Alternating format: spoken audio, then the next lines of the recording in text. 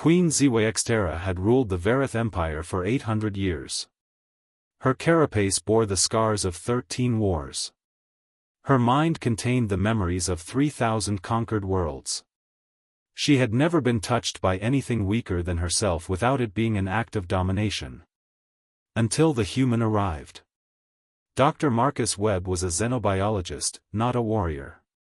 He had been captured during the siege of Kepler Station, selected not for imprisonment but for study.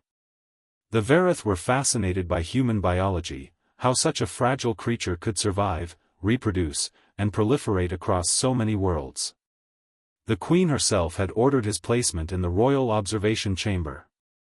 She sat upon her throne, her massive form casting shadows across the entire hall, and watched the small human through transparent barriers with cold, analytical interest.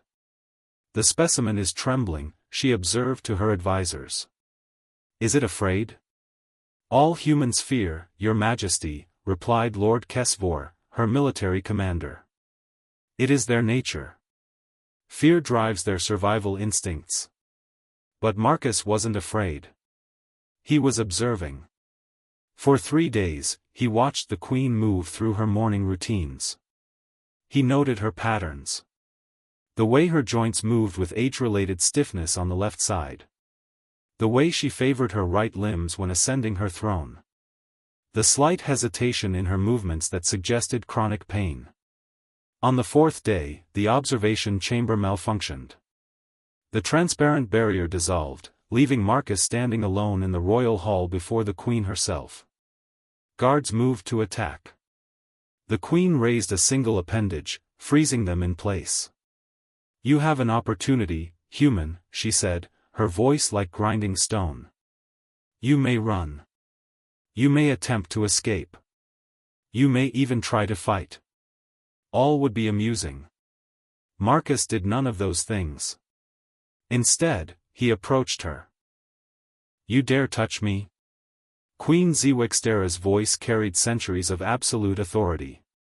No creature had dared approach her throne without permission in 800 years. "I could dissolve your flesh with a single secretion. I could crush your skeleton like calcium carbonate." "I know," Marcus said calmly.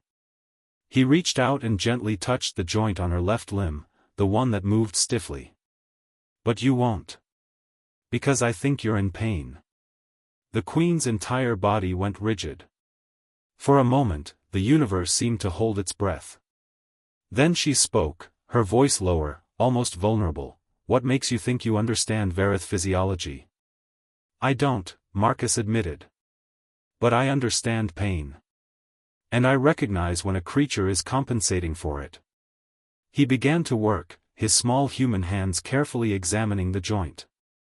His touch was gentle, something the Queen had not experienced in centuries. Everything in her world was conquest, dominance, force. This human's touch was something entirely different. It was care. "What are you doing?" she asked, and for the first time in 800 years, the Queen's voice held uncertainty. "Helping," Marcus replied. He found the source of her pain, crystalline growths in the joint, characteristic of age and stress. "This is treatable in humans. I don't know if your physiology is similar, but the principle should work." For the next hour, Marcus worked. He applied pressure to specific points. He moved her limb through careful ranges of motion. He explained what he was doing, speaking to her as though she were a patient, not a queen.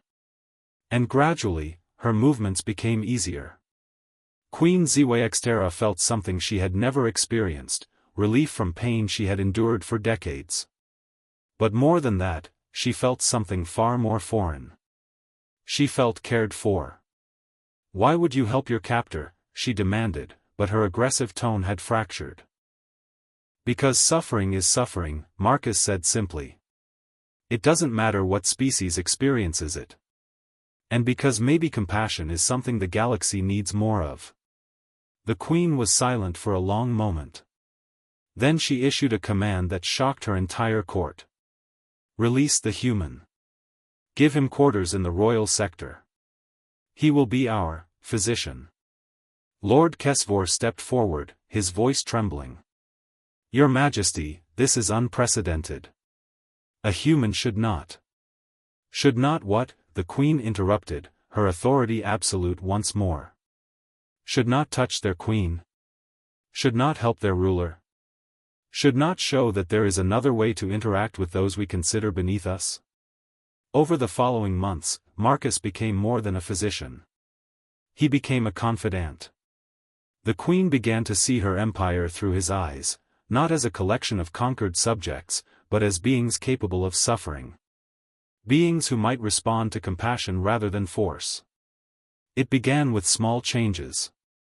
Medical care for captured populations. Reduced labor requirements.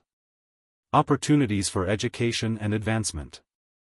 Then larger changes came. Trade agreements instead of conquest. Cultural exchanges instead of subjugation. The Verith Empire slowly transformed from a military machine into something different. The galaxy watched in amazement as the most ruthless empire in known space began to shift its philosophy.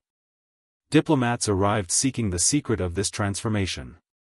They found a human physician treating the Queen's chronic pain with gentle hands and gentler words. "How did you convince her?" they asked Marcus. He smiled sadly. "I didn't convince her of anything. I just showed her that even a conqueror can experience compassion. That a being who commanded thousands could accept help from someone weaker. That strength isn't always about dominance." Queen Ziwe-Xterra, listening from her throne, said nothing. But her ancient eyes held something new. They held hope. Years later, when historians studied the turning point of galactic civilization, when conquest began to give way to cooperation, they would point to this moment, when a human dared to touch an alien queen not with violence, but with care. And the galaxy changed. Kindly like and subscribe channel. Thank you.